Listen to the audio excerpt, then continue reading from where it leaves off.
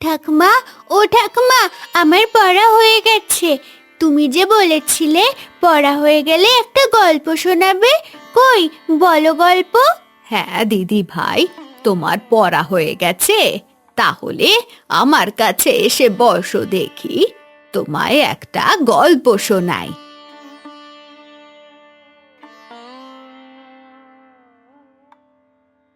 পলাশপুরী রাজ্যে 3 বন্ধু ছিল, গণেশ, হরি, মাধব।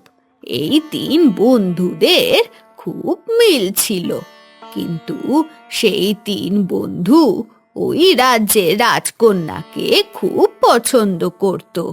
তার জন্য তারা একটি মন্দিরের সামনে তারা 3 বন্ধু দাঁড়িয়ে। দেখ দেখ, রাজকন্যা বেরোচ্ছে। সত্যি রে মাধব, দেখ রাজকন্যাকে দেখ, কত সুন্দর লাগছে। রাজকন্যা যদি আমায় বিয়ে করত কতই না ভালো হতো বল। কেন কেন তোকে কেন বিয়ে করবে? রাজকন্যা বিয়ে করলে আমাকেই বিয়ে করবে।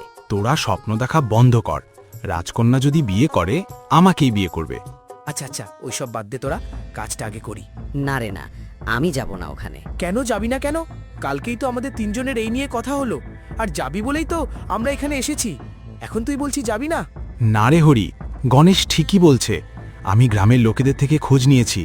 ওই যে পাহাড়ে তুই যাবি বলছিস, সেই পাহাড়ে একটা বড় দানব থাকে। দূর, ওইসব ভয় দেখানো কথা। আমি শুনেছি ওখানে কোনো দানব থাকে না, ওখানে অনেক হিরে মানিক আছে। তোরা যদি না যাস আমি একাই গেলাম। দাঁড়া হরি, আমিও যাব তোর সাথে। আচ্ছা ঠিক আছে, তোরা যখন দুজনেই যাচ্ছিস তাহলে আমাকেও নিয়ে চল।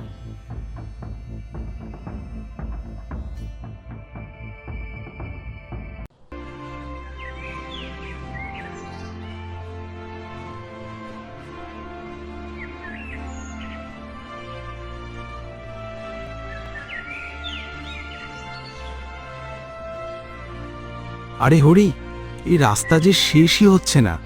এই পথ যে খুব দুর্গম, আর হাতেও পাচ্ছি না।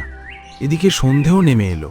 আমার খুব ভয় লাগছে রে, আমরা বাড়ি ফিরে যাই। তোদেরকে তো বললাম আসতে। না, তোরা ফিরে গেলে ফিরে যা, আমি যাব না।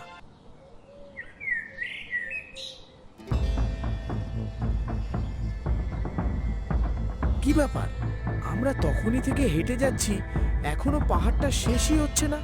সেই তখন দিয়ে পাহাড়টা মনে হচ্ছে একই দূরে রয়েছে। হ্যাঁ রে হরি, আমরা মনে হয় গোল গোল করে ঘুরেই যাচ্ছি। কারণ আমরা একটু আগে এখানেই দাঁড়িয়েছিলাম, এই পাথর দুটোর সামনেই। ধুর, আমি আর হাঁটতে পারছি না। তোরা গেলে যা বাবা, আমি এখানেই বসলাম। যেই না মাধব পাথরটিতে বসতে গেল, সঙ্গে সঙ্গে সেই পাথরটা দানবে পরিণত হলো।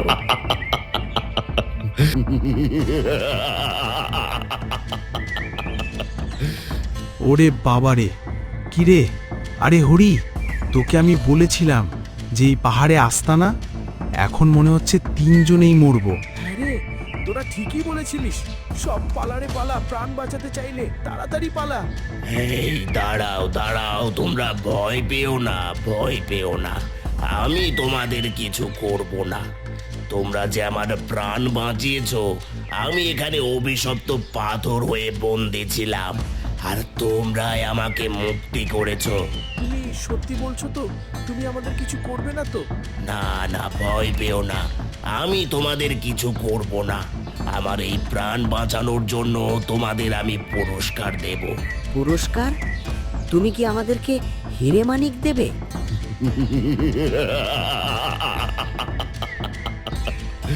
হিরে মানিক না গো, আমি তোমাদের হিরে মানিকের থেকেও দামি জিনিস দেব।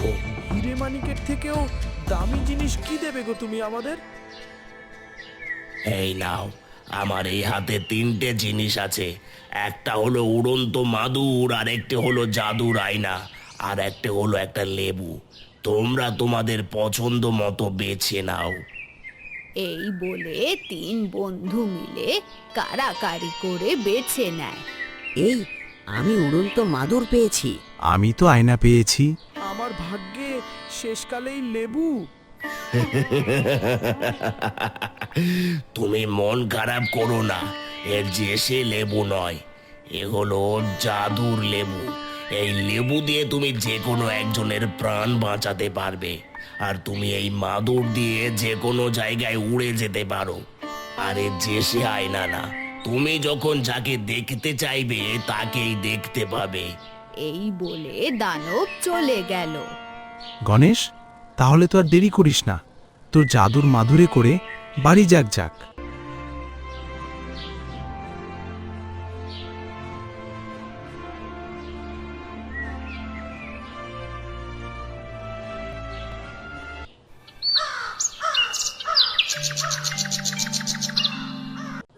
পরের দিন সকাল হতে না হতেই ওরা তিন বন্ধু মিলে জাদুর মাদুর নিয়ে ঘুরতে বেরিয়ে গেছে।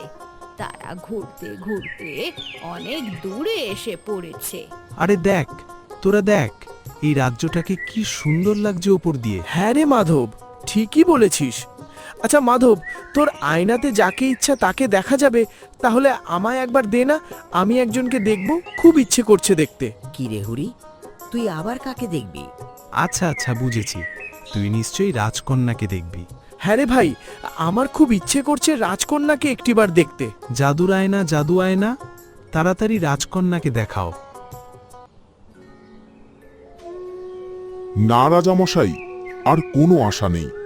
রাজকুমারীর শরীরে আস্তে আস্তে সাপের বিষ ছড়িয়ে পড়ছে। এ কি বলছেন বৈদ্য মশাই? সকাল দিয়ে কত বৈদ্য এলো, সবাই একই কথা বলছে। যেন তেন উপায়ে আমার রাজকন্যাকে আপনি সুস্থ করে দিন। রাজামশাই, আমার হাতে আর কিছু নেই। রাজকন্যাকে বাঁচানো আর সম্ভব নয়। সে আস্তে আস্তে মৃত্যুর কোলে ঢলে পড়ছে। রাজামশাই, আমি কিছু জানি না, যেভাবেই হোক আমার রাজকন্যাকে আপনি সুস্থ করে দিন। এই রাজ্যে কি কেউ নেই যে আমার রাজকুমারীকে সুস্থ করতে পারে?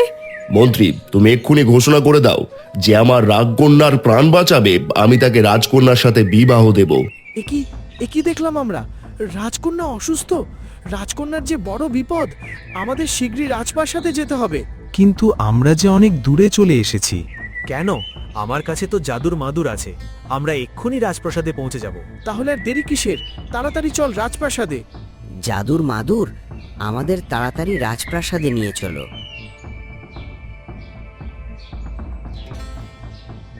কি ব্যাপার, তোমরা কি? এখন কথা বলার সময় নেই, তুমি আমাদেরকে রাজকন্যার কাছে নিয়ে চলো। রাজকন্যার বড় বিপদ, আমরা তার প্রাণ বাঁচাতে এসেছি।